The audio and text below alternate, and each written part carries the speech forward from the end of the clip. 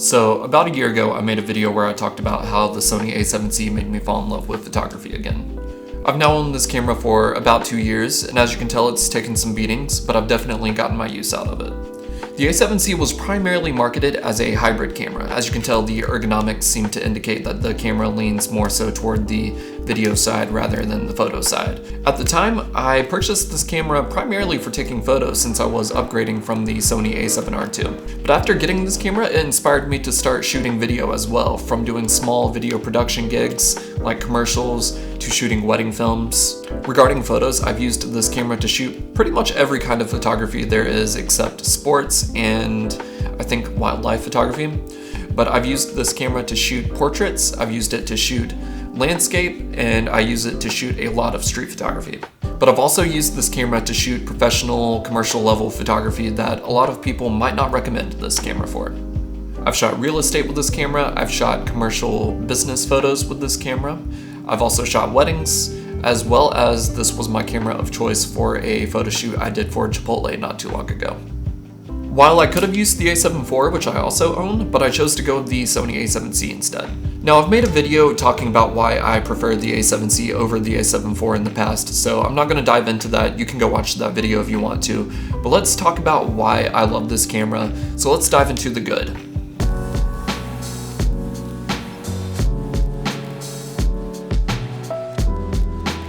One of my favorite things about this camera is the overall body. I love the design of this camera. I love the silver top. I think it looks very sleek. It almost has like a retro feel or look to it, which is really nice. I also prefer rangefinder style viewfinders over the normal just center top viewfinder. So that was one of the main draw points of the Sony A7C for me.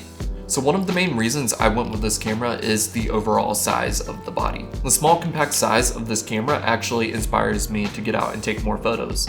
Not having to lug around a large camera makes it a lot easier to just get out and enjoy taking photos.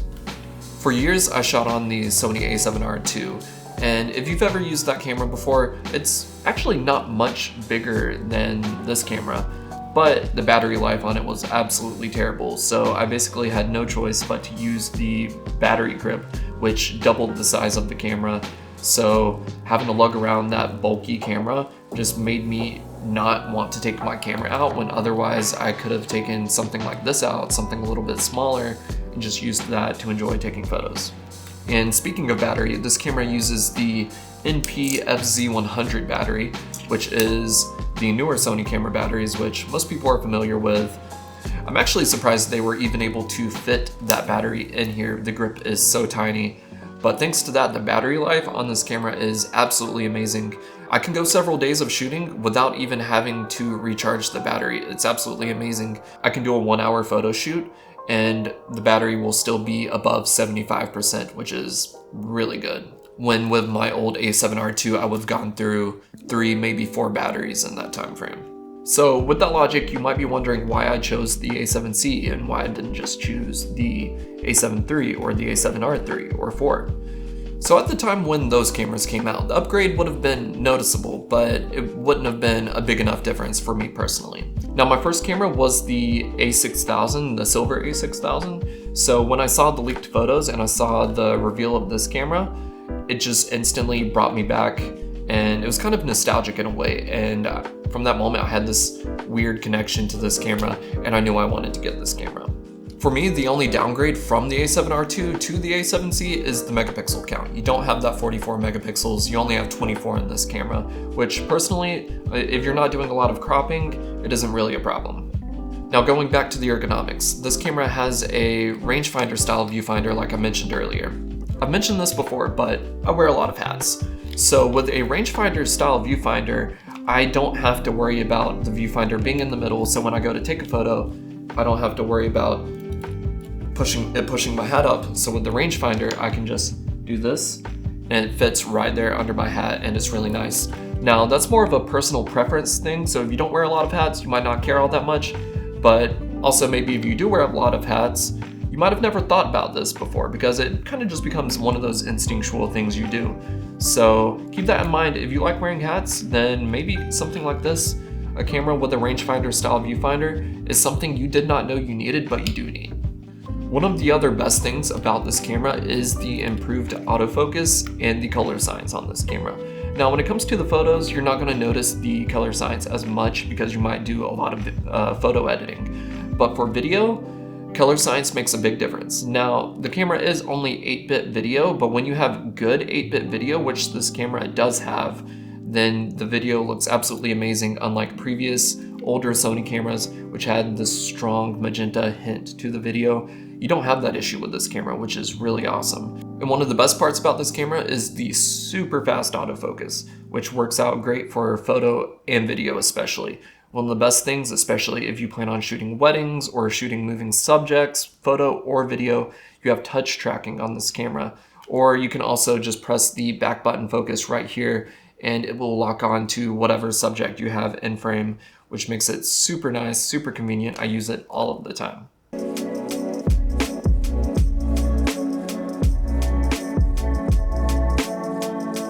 No camera is perfect after all. With this camera, it just so happens that a lot of the good is connected to the bad about this camera as well. But all of the bad about this camera isn't necessarily bad. Let me explain. So let's talk ergonomics of this camera again. It's a very small, compact camera, which means the grip is very, very small and very shallow on this camera. I do have larger hands, so sometimes it makes holding this camera a little bit more difficult. Now, there are accessories out there that you can buy which give the camera a little bit of a larger grip, and I've made videos about that in the past. Luckily, there are accessories out there that you can buy, which I've even made videos on in the past, that can give this camera a slightly larger grip. But I do wish the grip on this camera was just a little bit larger.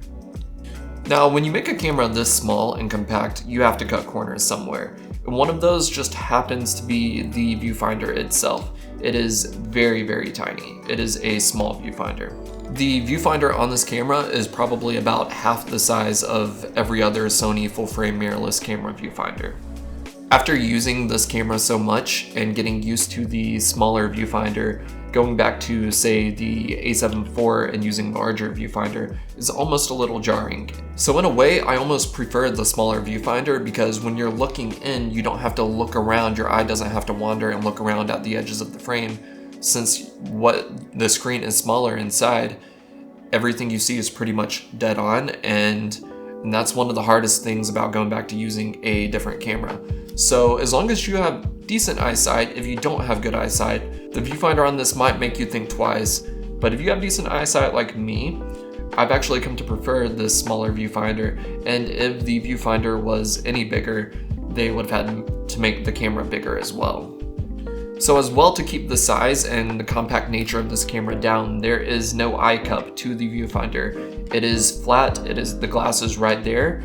So if you're shooting anytime like midday, anything other than sunset, or if you have your back to the sun or to the side and the sun will be shining through, you will not be able to see out of this viewfinder. Luckily, there are third-party accessories that you can buy which add the eye cup, which slide right into the hot shoe mount on top, which is really nice. So if you're considering picking up this camera, I consider that accessory a complete necessity. So there are a lot of corners cut on this camera, which, like I mentioned, isn't always a bad thing earlier. This camera does not have very many custom buttons, and it does not have a front dial for adjusting the aperture on the camera. Now, like I mentioned, there are a lot of cut corners to make this camera as small and compact as it is. So if you're someone who's really used to using custom buttons on their camera and programming them to do stuff so you don't have to dig through the menus, you might find this camera a little annoying. Personally, I almost prefer it because it makes the camera a little bit more simple or minimalist in a way, and it keeps me out of the menu and just simply shooting and not worrying about it. Since I primarily use this camera for taking photos, there's not a whole lot of settings I need to change and not a whole lot of custom buttons that I would need anyways. And if I ever do need to change anything, just press the FM button, and pretty much everything that I would possibly need to change is available right there for me to change. So the lack of custom buttons, while not a big deal to me, what is a big deal is the lack of a front dial. I think they totally could have fit one in there somehow. I think they could have made it work with a slightly larger grip as well. But the lack of a front dial makes this camera kind of a pain to use if you're not using a lens that already has an aperture ring on it. So you're basically stuck to adjusting your aperture with the rear dial here, which you might also be using to select your focus point. So in my case, a lot of the time I notice that I don't notice that I accidentally changed my aperture until after I've finished shooting. So one thing I've programmed the camera to do, since I don't really use this camera for video anymore, I have programmed the record button up here to turn the dial on and off so I don't accidentally adjust the aperture, which is really nice. But generally, I try and stick to lenses that do have aperture rings, which isn't always the case. Like say if I'm using the smaller 35mm 1.8 or the 85mm 1.8, I don't have that option. So I've told you all of the bad things about this camera, which aren't necessarily bad. There's one thing about this camera which is bad and there's no workaround, like I've mentioned before, and it is the lack of dual SD card slots. So you only have one SD card slot on this camera. Now, while it shouldn't be an issue if you are using higher quality SD cards, it is something to keep in mind if you are shooting, say, something important like a wedding. So keep that in mind whenever you are using this camera to shoot any kind of event or wedding. And one thing you could always do is bring a couple extra SD cards with you and throughout the day swap them out every once in a while, like after the wedding ceremony. So say a card does fail, then you don't lose everything. Now keep in mind, I've never had an SD card fail on me. Like I mentioned, as long as you're using higher quality SD cards, you should be fine.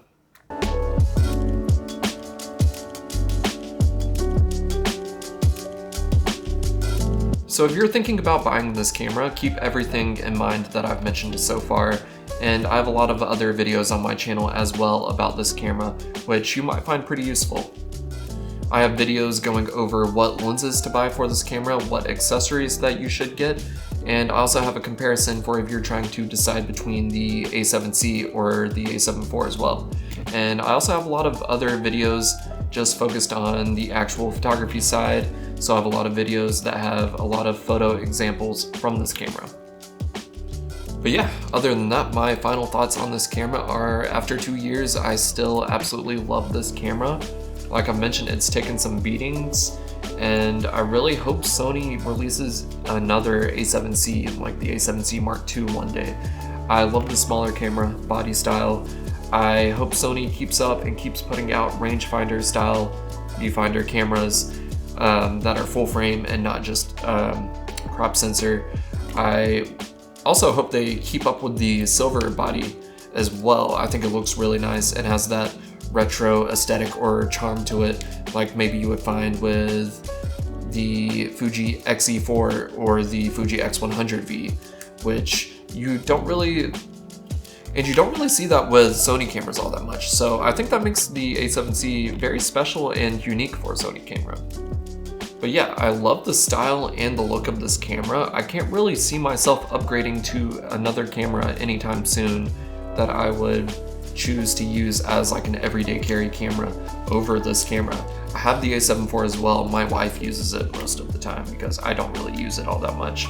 So I hope Sony keeps it up, but I would love to see an A7C Mark II one day with maybe a slightly bigger grip and maybe 10-bit video as well.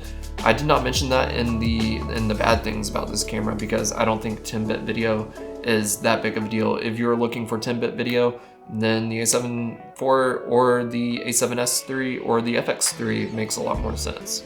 But regardless, everything I talked about in this video is from my personal experience with this camera. There might be other things that I forgot about because I don't really use said features or something, so definitely check out more reviews about this camera as well. So for the foreseeable future, this will continue to be my camera that I use, and I don't see that changing anytime soon. And I think if something were to ever happen to this camera, I would still choose to get another A7C over switching to the A7 IV. Regardless, something about this camera just makes me love taking photos. And I think it's really funny because this camera isn't even really meant to be a primary photo taking camera, but something about this camera just makes it so much fun to take photos. It's probably the compact nature and using maybe a smaller lens, maybe a little bit smaller than the 35G Master. but it's so much fun just carrying your camera with you. It's a very light camera, so you can just put a neck strap on, and it is super easy to carry around. Doesn't weigh a thing, and it just makes taking photos so much fun. This camera really did re-spark my love for photography. I know this camera does not make me as a photographer, but something about it inspired me, which I think is one of the most important things as an artist, as a photographer, is inspiration. So I just want to say thank you to Sony for making this camera.